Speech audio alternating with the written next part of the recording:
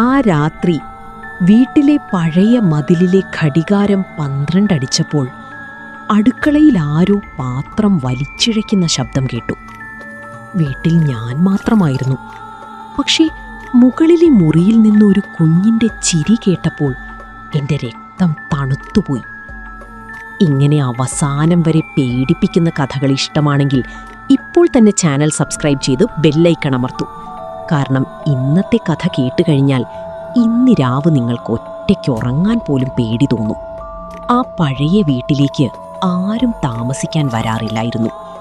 ഗ്രാമത്തിൻ്റെ അറ്റത്തുള്ള ആ വീട്ടിനെക്കുറിച്ച് നാട്ടുകാർ പറയുന്നത് ഒറ്റ കാര്യമായിരുന്നു: അവിടെ രാത്രി കഴിഞ്ഞവർ പിറ്റേന്ന് പഴയ പോലെ ഇരിക്കില്ല. അത് കേട്ടിട്ടും അരുൺ ആ വീട്ടിൽ താമസിക്കാൻ തീരുമാനിച്ചു. നഗരത്തിലെ തിരക്കിൽ നിന്ന് മാറി കുറച്ചു ദിവസം സമാധാനമായി എഴുതാൻ പറ്റുമെന്നാണ് അവൻ കരുതിയത്. ആദ്യ ദിവസമെല്ലാം സാധാരണമായിരുന്നു. പക്ഷെ രാത്രി തുടങ്ങുമ്പോഴാണ് കാര്യങ്ങൾ മാറിയത്. മഴ പെയ്യുന്ന രാത്രി. കാറ്റ് ജനലടിച്ചു കുനുക്കുന്നു.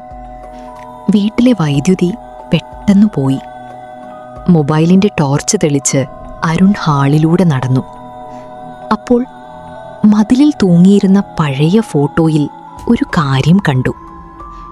ഫോട്ടോയിലുണ്ടായിരുന്ന സ്ത്രീ ചിരിക്കുകയായിരുന്നു. പക്ഷേ അരുൺ വൈകുന്നേരം കണ്ടപ്പോൾ അവൾ ചിരിക്കുന്നില്ലായിരുന്നു.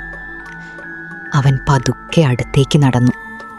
അപ്പോഴാണ് മുകളിലെ മുറിയിൽ നിന്ന് ടക് ടക് ടക് എന്ന് ആരോ നടക്കുന്നത് പോലുള്ള ശബ്ദം കേട്ടത്. വീട് പൂട്ടിയതായിരുന്നു. അവൻ ഒറ്റയ്ക്കുമായിരുന്നു. പക്ഷെ ആ ശബ്ദം നിർത്തിയില്ല. ധൈര്യം ചേർത്ത് അരുൺ മുകളിലേക്ക് കയറി. ഓരോ പടിയും കയറുമ്പോഴും ശബ്ദം കൂടുതൽ വ്യക്തമായി കേൾക്കാൻ തുടങ്ങി. ടക് ടക് ടക്. മുകളിലെ മുറിയുടെ വാതിൽ അല്പം തുറന്നു കിടക്കുകയായിരുന്നു. അവൻ വാതിൽ തുറന്നു. മുറിക്കുള്ളിൽ ആരുമില്ല. പക്ഷെ മുറിയുടെ നടുവിൽ ഒരു പഴയ കസേര പതുക്കെ ആടിക്കൊണ്ടിരുന്നു.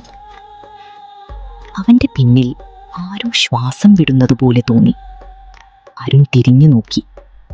ആരുമില്ല. പക്ഷെ കണ്ണാടിയിൽ അവൻ്റെ പിന്നിൽ ഒരു കുഞ്ഞു നിൽക്കുകയായിരുന്നു. വെള്ള നിറത്തിലുള്ള പഴയ വസ്ത്രം, മുഖം മുഴുവൻ ഇരുട്ട്. പക്ഷെ കണ്ണുകൾ മാത്രം വ്യക്തമായി കാണാം. കറുത്ത കണ്ണുകൾ. അത് പതുക്കെ ചിരിച്ചു. അരുൺ ഭയന്ന് പിന്നോട്ട് വീണു. മൊബൈൽ ടോർച്ച് ഓഫായി. മുറി മുഴുവൻ ഇരുട്ട്.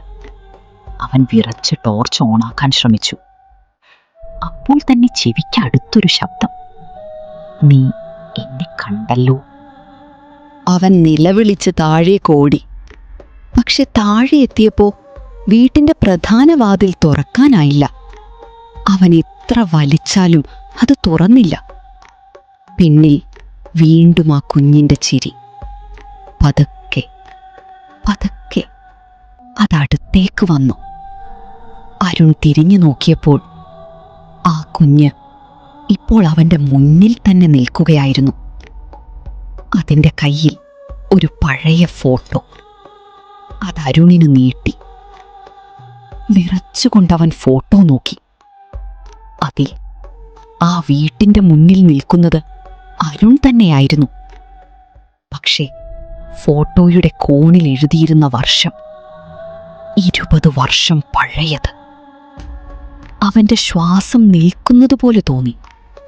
കാരണം അരുൺ ആ വീട്ടിലേക്ക് ആദ്യമായിട്ടല്ല വന്നത്.